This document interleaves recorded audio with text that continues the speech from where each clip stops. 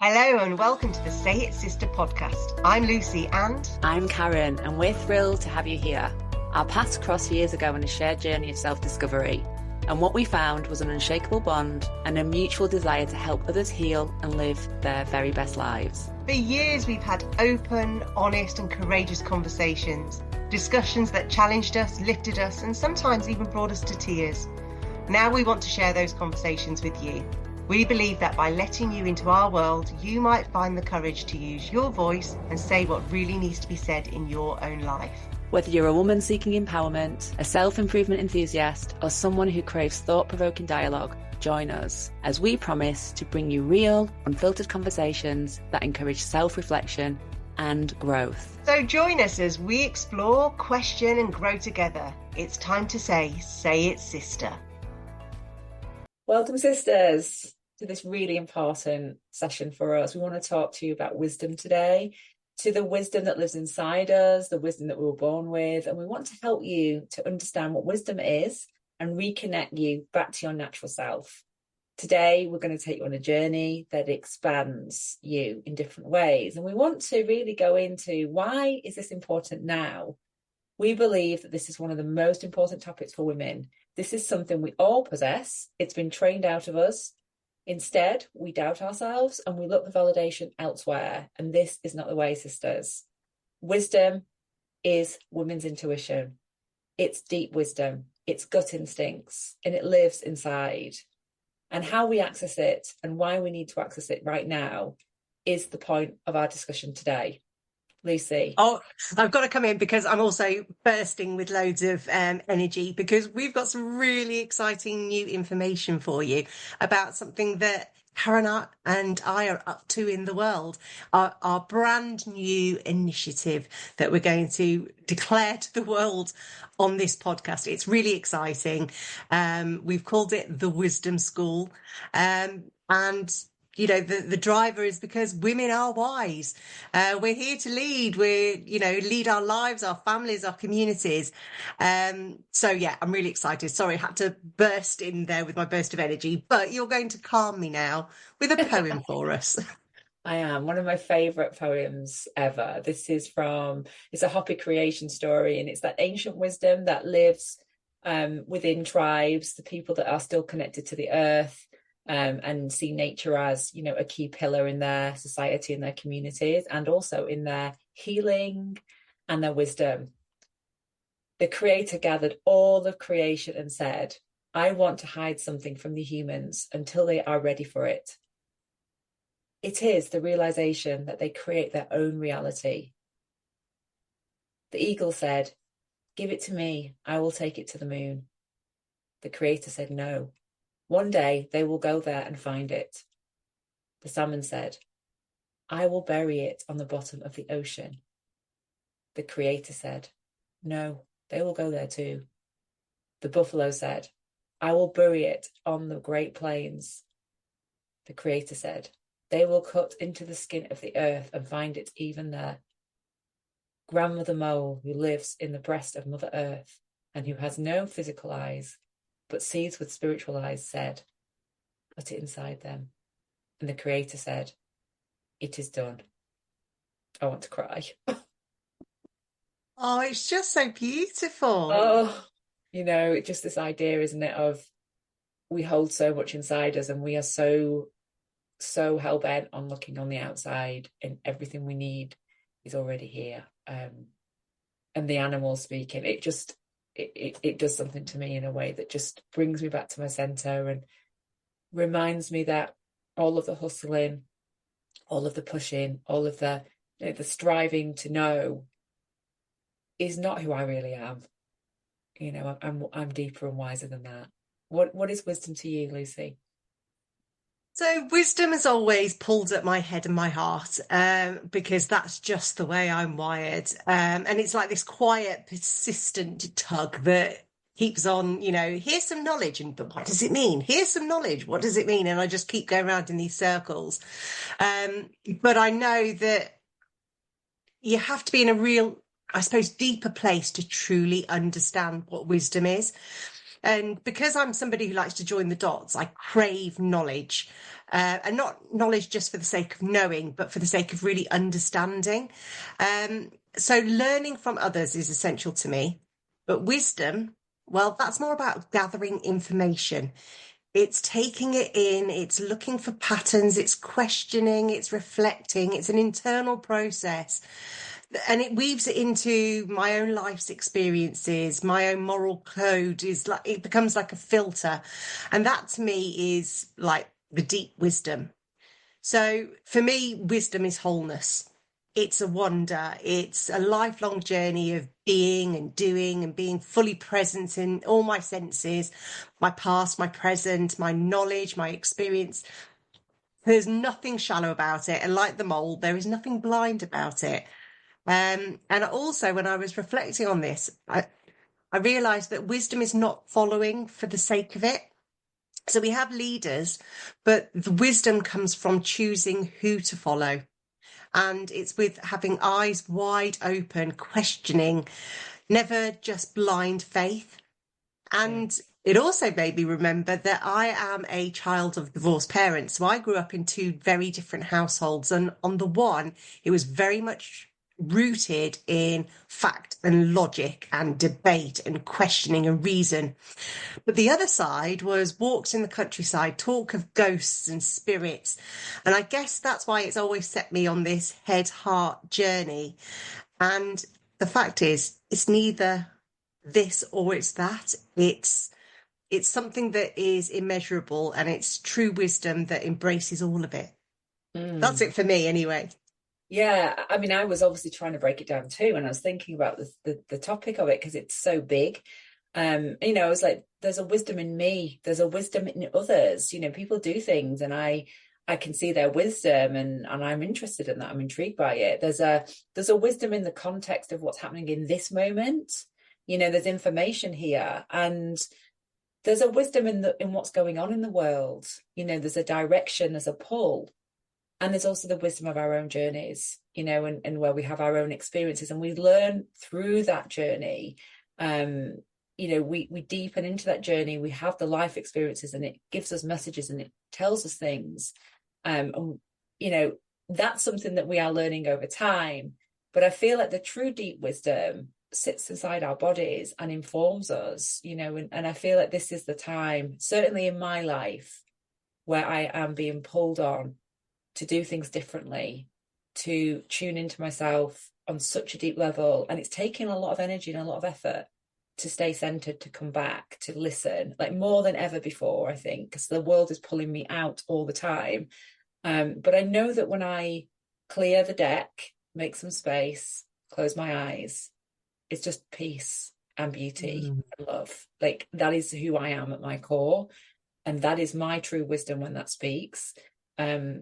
I am being woken up by the world, and I'm not enjoying the ride of that, if I'm being honest. And it's disconnecting me from my wisdom.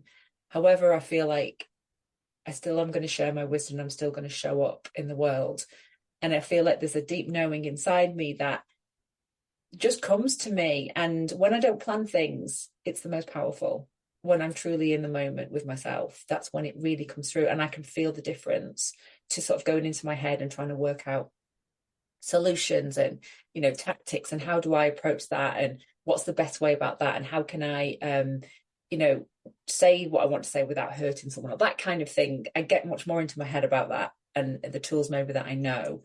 And I've been thinking about it from like the head, like there's the wisdom in my head. You could say it's intellect, but I think it's more than that, because my emotions also sit in my head. Yeah, I just want to just tell you what my thoughts are about this intellect thing, because as I've grown older and maybe a little wiser, I've learned that wisdom isn't intellect, the whole IQ thing. And the reason why I can say that with clarity is I've met some brilliant people, intellectually brilliant, and they've got zero common sense. They only go on what they can see on the outside.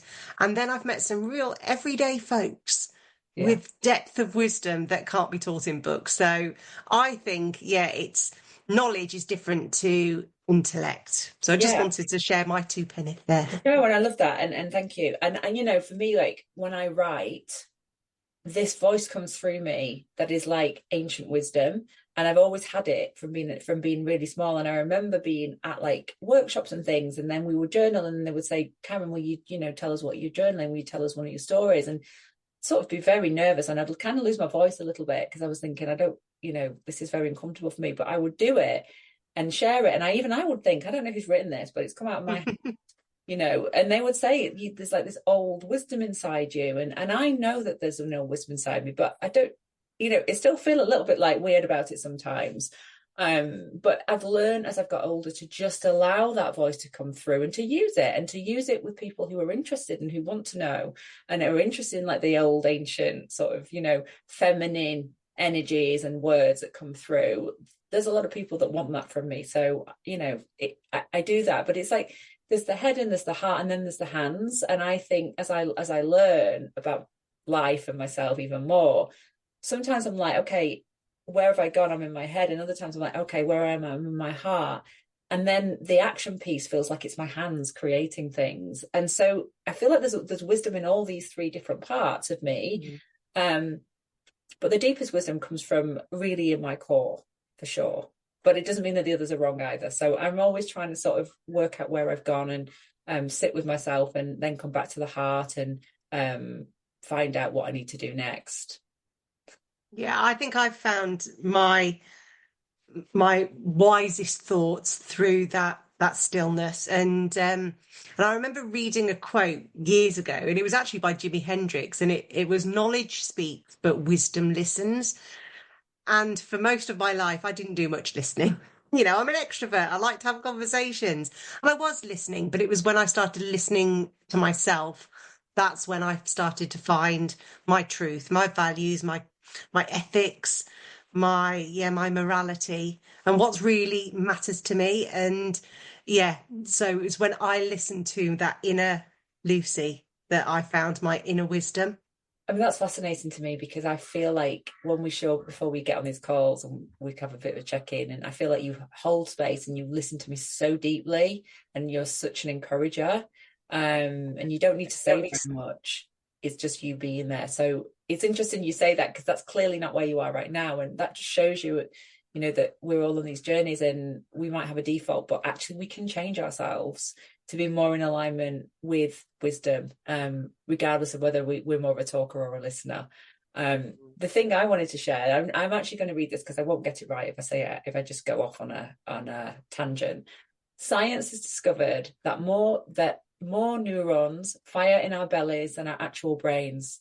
There are 72,000 nerve endings in our bellies. The immune system relies on being supported and fed by your sexual energy, 90% of which feeds directly into our immunity. So without a thriving and vital flow of sexual energy, your defense system will be undernourished. An orgasm, when flushed through the entire body, mind, has a substance to bring about a complete healing state. And they do say that, you know, if you've got a headache and you have an orgasm, it can, I'm going to put that in brackets, depending on the level of the migraine or whatever you're having, it can, you know, release the tension that you've. So we can't use that excuse anymore that you've got a headache. You don't want to do it. I mean, we can have a laugh about this one, can't we? But for me, that's not the bit. The bit is the endings, the nerve endings in our bellies was the bit that I was like, 72,000, that's immense. And so that feeling that we get, you know, for me, my gut tends to speak when I can get urges where I go, I've just got to do that. Like when I contacted you and said, Lucy, I know I need to work with you. Shall we do something? Last year, and you were pretty quickly in coming back with a yes, you know, and that was a really brilliant urge that came from my belly. I've also had it from, you know, like I don't feel safe around somebody. There's been a shot of like urge, you know, something's coming through from the gut. Sometimes I listen, sometimes I don't. But I just wanted to share that because there's a lot happening inside our, you know, inside that area that if we don't catch it, it can be both brilliant, and it can also change our lives and save our lives. And what's really fascinating is the survival hormones of adrenaline and cortisol are produced in the brain, but the majority of it is produced in the intestines, in the stomach. And so it's, if you don't listen to that, you're in real danger. True. And equally, when you get excited about something, I get the butterflies in my belly. It's communication constantly, and it's beautiful. I've always listened to my gut, and I'll tell another story later on about how one gut feeling led to our wisdom school. So Yeah. hold on for that one; that'll come up. So what stereotypes and stories do we need to out in this conversation today, knowing that we've got another conversation, further down the line? Yeah, so here's a story. So my heady dad, the rational logic one, worked in the automotive industry. And he was the manufacturing director. And he was always telling me, I was only like 10, 11, 12 years old. And he was always coming home and telling me about some new thing that he was learning or he'd discovered. One of them was spreadsheets, which I've never seen a man get so excited about. But um, the other one was, and I remember it clearly, he said, we've just realized that the defining factor that makes leadership and human success is emotional intelligence. Now, to bear in mind, to us, we just live with it now. But in the 1980s, it was a brand new concept. And now, when I look back with my wiser eyes, what I realize is that actually women have always been really strong in emotional intelligence. We've been really strong in social intelligence. Relationship intelligence is just within our DNA, and IQ obviously is part of it.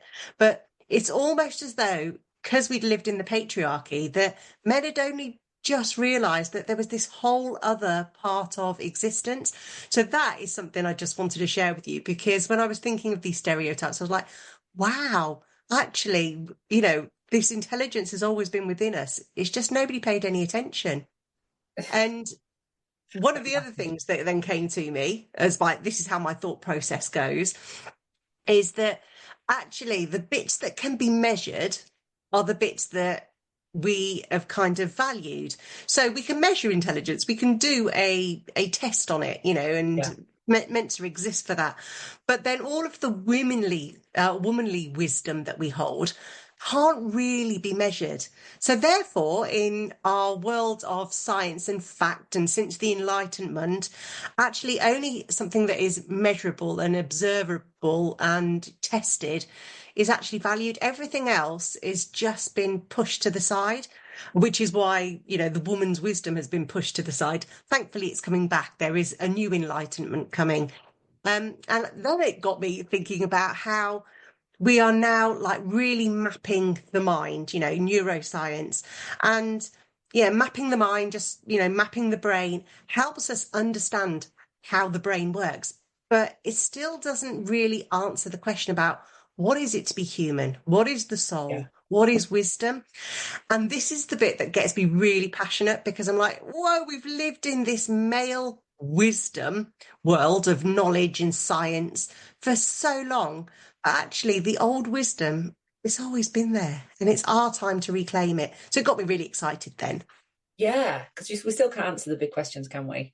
Uh, And that gives me a little bit of hope, because it's like, yes, we do need a little bit of mystery. Come on, don't make everything so like, you can do everything through your phone, you can press buttons and there it is. And yet inside we're all craving for like that basic human connection and, to feel loved and to feel held. You just can't get it through a phone. I'm sorry, it's just not possible. So I like the fact that the big questions cannot be answered, because it leaves space for investigation, it leaves space for wonder. Do we need to have answers to all the questions? I don't really think we do. I think it's just to sort of accept that some things are truly magical, and most of it lives inside us. When I think about it, I think about the myths and the stereotypes, and I think wisdom's not about age, although as we get older we do go into the wiser years just from experience. But I genuinely feel that wisdom lives inside all, and certainly sometimes my daughter says things, and as we know, when we have children and they say things, I think, where did that come from? That's just told, that is incredibly wise. Because there's an innocence when she says it as well. She hasn't had the life experience, she doesn't remember things, so she just comes at it from a pure place of, just a knowing. It's a knowing from deep inside her, and she's right. And I'm like, you say it, sister. so I love that. I love that it can be, all of us. And it's not, you don't need to have privilege to be wise or any of those things. It's kind of an inclusive thing. Um, when I think about going back, how women's wisdom has been eroded, and ignored, the three wise men. Of course, it had to be three men. And, when I think about actually what does go on, what has gone on, before like the big religion sort of came in, like, yeah, I don't mean, I'm not going to go into a religious conversation here, but it was really this idea of like the women healers are the strongest healers. And that is something I absolutely believe and associate with. And there's been this suppression of feminine wisdom throughout history, and it's resurfacing today. And people are starting to sort of notice and see and investigate it for themselves as well. Because I think that's the cool thing. For me, if somebody's listening to this and they go, I'm going to go investigate that for myself, then today has been a wonderful day and this podcast has delivered its goals. That's really it. You don't have to have a degree. You don't have to have done lots of training in shamanic medicine or anything like that. Or, you don't need to be up talking on stages, but just know that inside you there is a deep wisdom that is waiting for you to connect to it. And that's what I truly also believe that we all know this anyway. This is about stirring this wisdom, because when you look back at the whole of history, even to present day, the wise always turn up in all of our favourite stories, whether it's, Yoda from Star Wars or Gandalf Dumbledore, the Oracle in the Matrix. Even recently, Moana's grandmother, she was the yeah. wise one. And yes, in all of those examples, they are always old. They are always the wise elder. But it's more the fact that there seems to be this longing, even in the age of science and technology, we all want those stories, that connection. It's almost like it's within our DNA that we need to seek out this wisdom. Yeah, and I mean, I do definitely feel when I'm doing coaching with women, they also want the space to be held for them so that they can go into their truths. And there's a wisdom in that. Often it's like, really listening and holding and helping with certain words, or just, getting the message underneath the words, and without even like, I often say to my clients when they come and they need help with their emotions because they feel like they're overwhelmed, I'll just say to them, we're not fixing today. We're not fixing and we're not sorting. We are being, and we just be in the space. So as soon as we get into that, like I can feel the energy, and I have to be careful with myself that I don't get into fixing. And it's really powerful because I can see them visibly relax and go, oh, I don't need a solution. I can just be in the space, and the solutions will come, of course, because I think when we get the insights and we connect to our wisdom, there will be solutions there. There will be next steps. But let's not jump straight in. Let's be in the space of the unknown and let the known be known, and expressed and felt. And then from there, I always have a strong faith that whatever happens next will be really great for that person. So that is something that I want to say as well. There is a point and a place for holding space for someone's wisdom to come through in the right way. And that kind of leads me on to my very exciting news that we wanted to share about women's wisdom. And we have emerged and we have listened and we are part of a movement. And because of that, we see women around the world reclaiming their own wisdom, that deep, excuse me, that really deep, intuitive and relationship way of knowing. And I also see that it terrifies those that don't understand. So I think a lot of us women are starting to explore our inner wisdom, but we're keeping it suppressed, or we're keeping it private, at least for safety. Yet behind closed doors, we are looking up at the moon, we are following astrology, we're doing yoga, we're doing dancing and singing, whether it's in a club or just in our kitchen. So we're finding ways to connect with that deeper part of ourselves. And that is absolutely connecting to this women's wisdom, because it really is grounded in this connection and this experience in full embodiment and emotional intelligence, all of it. This is where we hold our power. And so from that place of Karen and I connecting and going on this journey together, we planted a seed and that grew into Wise Women Lead. It's a wisdom school for women as leaders, a leadership space that gathers women to level up their feminine energy and their wisdom, reconnect them with their wisdom. Because let's face it, we have been living with our masculine energy for so long. We've done it. We've embodied it. We're good at it. And that's why we've risen through the ranks of whether it's society, community, the workplace. But by doing that, we've kind of dishonored our feminine energy, our feminine wisdom. And so we're like, okay, actually, how amazing would it be if the women in the world can have all this masculine brilliance and really explore their feminine power?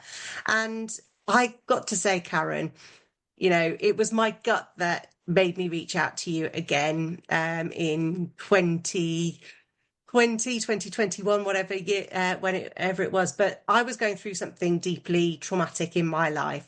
And you popped up on my Facebook page announcing a new certification.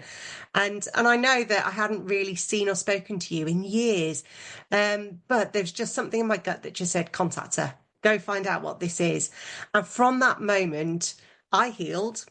And then we started connecting, writing together, talking every week, which then turned into the podcast, which has now turned into Wise Women Lead. And I've never felt so purposeful in my work ever. Wow. It feels like it was always supposed to emerge. It was supposed to be like, yes, that time when we first met, it wasn't the right time, but now it is. And yeah, so we're opening up the school. We're welcoming women in. And yeah, like I said, I've never felt so purposeful in my work. And it's that magic and mystery thing that I just keep going on about today. That just gives me hope, because when I think about the magic and the mystery and the life journeys that we're on and how we interconnect and how we know that that person is one of your people, it's just, you just know it. It's like, you don't, you know what I mean? We could sit and go, well, Lucy lives, she's about 4 hours away from me. That's not kind of what I want right now, because I want someone who lives down the road. No, I mean, that's just not what is happening. You're like, there she is, shining over there. She's the person I want to do this, whatever we were going to create. We knew we were going to create something after we started to talk on this podcast. We just let that evolve. But there's something happening that's bigger than us, that's outside of us and inside of us, that is almost like, like we signed up to the Coactive Coaching Journey in 2012. We didn't know each other. We spent 6 months together training on how to be a coactive coach. There was a spark and a connection. Now we are in 2025, and we have our wisdom school that is, being born out into the world. There's a magic to that. And if you'd have said to me on that day when we first met, we're going to do wisdom school together in 2025, I mean, I would have been really excited about it, but I would have laughed, because it would have, you know what I mean? Because it would have been so bold and brave and wonderful, that you got that vision, and we would have, you know what I mean? But it's like, you don't know when you meet people where it's going to take you. And I think we've all become very conditioned and very tired and very disillusioned. Well, I'm going to talk about myself. Disillusioned with what's going on in the world, and it's easy to get caught up in that energy, and that sort of energy is a big energy, and it needs process, and it needs to be helped through you.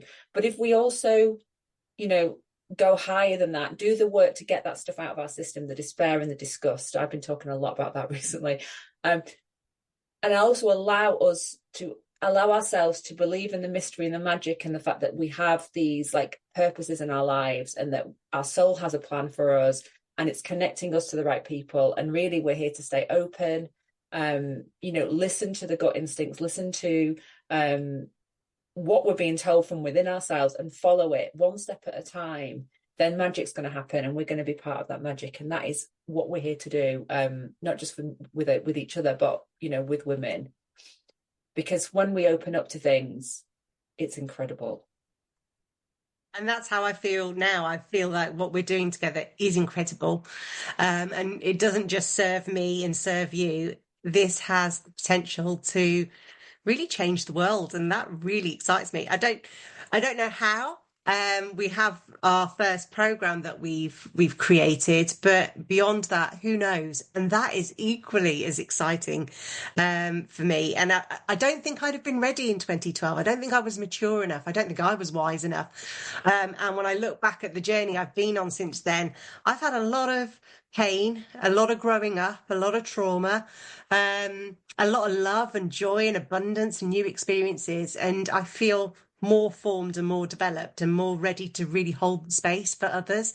So yeah, the seed was planted way back then in 2022, probably before then when we were being called to sign up to that program at that time to bring us together. Yeah, I'm just so I think really excited. me too, and it's that knowing. I think the thing that's coming up for me is that there is a knowing that what you have on your plate right now, or in your life right now, isn't doing it for you anymore. Like there's like this just there's a that's the knowing that starts. It's like, the seed of discontent, the seed of disgust. Like a niggle or a Yeah, dis-ease within it's your like life. this isn't working. This is not. It's not. I don't feel fulfilled. I know that what I'm doing. I was that woman. I was in a great job. I loved what I was doing. I was very successful, but I had this seed in me that was like, this has been good, but it's not your future and it's not forever. And I knew it when I started the job. When I started in PR, I did 17 years there. I knew that I wouldn't be doing it in midlife. I knew I wouldn't be able to have a family and do it the way I wanted to do it. So there was a knowing in me, but it was really great for that sort of period of time. And then by the time I got into that coactive coaching room in 2012 and met you, I remember sort of getting halfway through it, and we were doing the module was fulfillment. And I remember, and fulfillment's about feeling great, we're doing all this beautiful work, and I just cried the whole way through it for 2 days. I just didn't stop crying. And every time I had to stand up and do something wonderful, I was in bits, because I was like, I'm so unfulfilled in my life. I can't ignore it anymore. I have to face the fact that I feel totally disillusioned, and so incredibly alone. So yeah, I left that day. I went into work on a Monday and I resigned. I was like, I can't ignore this anymore. This feeling is so strong in me now that I have to act. So I did act. And then it's like, oh my God, I've just resigned from my job. Now I've got to I hadn't even finished my coaching qualification, but Well, I've just got to say, you are the archetype of a wise woman leading her own life right in that moment. and I didn't, yeah, because I didn't know how I was going to do it. I didn't know if it was going to work. I didn't know, I didn't have any of that stuff, worked out for me, but I had a very strong sense of the right thing and trusting in the bigger picture in a way. Like maybe not, initially you're like, oh my God, I'm scrambling around here. What the hell am I going to do? But actually longer term, I was like, got a good feeling, I'm going to follow it. I have to do this now. I've done 17 years. I have to start over. But it came from that feeling of absolutely like unfulfillment. And we being willing to listen to that and not just accept that was enough for me, because it really wasn't enough for me. And look what's happened since. So, we all have our own versions of that. But what I want to say is, anyone who's listening who goes, yes, that's me. That's me. That's exactly where I am. Well, welcome to the party. And also just remember that wisdom is discernment. It's knowing that this moment I cannot carry on down that path. It's not being reckless and just like on a whim, just doing something. It has to come from somewhere deep inside. So on a practical level, we're not encouraging our listeners, oh, you're unhappy, go and tear down your house. It's a deeper thing, this all knowing within you that what the path you're on is absolutely the wrong path. And you don't have to act straight away. Sometimes it can be a simmering. Honestly, it took me 2 years to be free of a really toxic relationship. Every day that simmering got stronger and stronger, and I created a plan. I was being gaslit, but my inner wisdom kept telling me, no, you're on the right path. You are correct. And that's what saved me. So sometimes, like I have done many times in my life, I have just made a knee-jerk reaction from a deep place of knowing, and it's been amazing for me. But sometimes it is a gentle tug, a little nudge until the right time to move and act is. So this is probably a good point to get a little bit practical about how you can maybe be a bit more wise in your life today. So I'm just going to give a couple of examples, then I want to ask you, Karen, to join me. So You know, I'm a head heart kind of girl. And I always say, I don't know, I've been saying this for years, but you decide with your heart and then make a plan with your head. If you do it the other way around, if you're trying to decide from your head, you're just going to get too many questions and anxieties and worries and what ifs and what nots. So always go with your gut, your heart, your instincts, your intuition. That is the bit that is going to be the wisest choice maker for you. And then make a plan. So that's something I encourage all of you to do. Tune into your gut, listen to all those little nerve endings, tune into your heart, your intuition, because they tell you everything that you need. And then make a plan, decide where you go from there. And then the other point I just wanted to just raise is that for me, learning from lived experience, no matter whether it's the good stuff or the really horrible stuff, everything that you go through is a gift if you choose to see it that way. It has taught you something about what you take a stand for, or if something doesn't feel right, or when you dishonored your gut and got yourself into trouble. You know, when you have been the victim of something, everything is a gift because all of that is still stored within you. And it means that next time you can go deep, you can go wise, and you can really trust yourself. So yes, everything is a gift, and that's the place where wisdom comes from. They're my Yeah. two bits of practicality.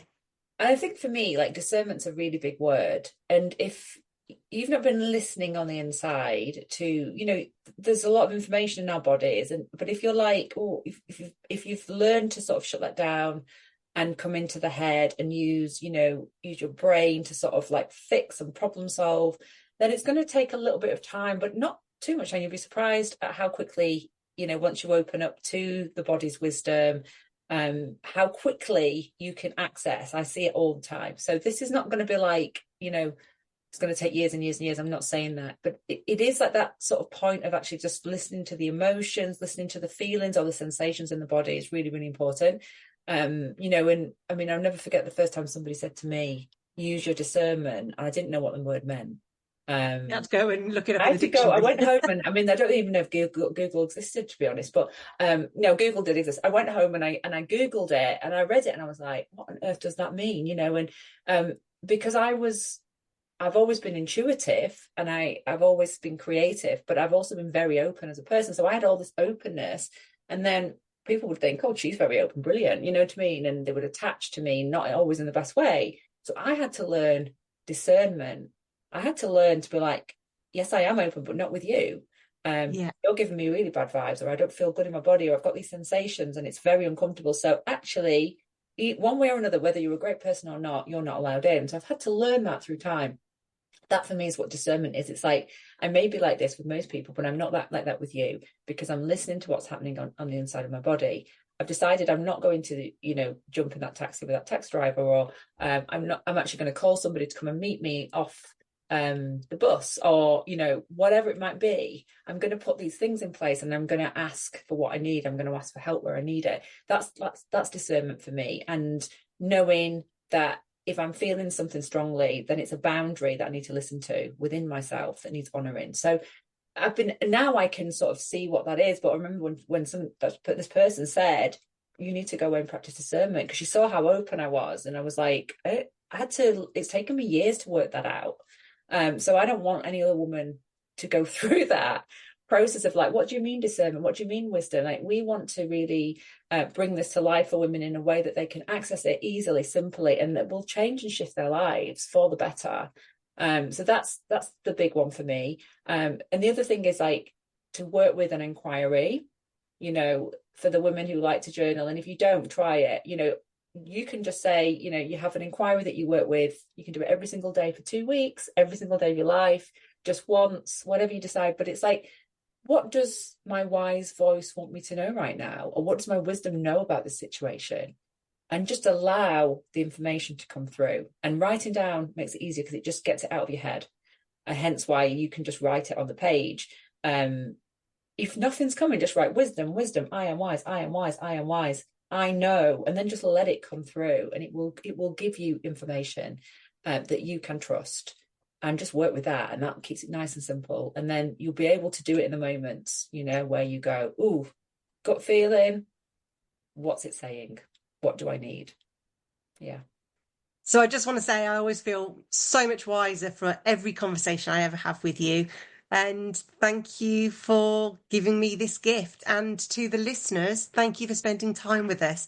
Now we encourage you to go reflect, listen to our voices in your head, see what comes up for you. Write, journal, dance, do whatever you need to do. But be wise, be women, and lead. And don't forget to hit the like button, follow us, leave us a review, and tune in for more Wisdom Talk next week.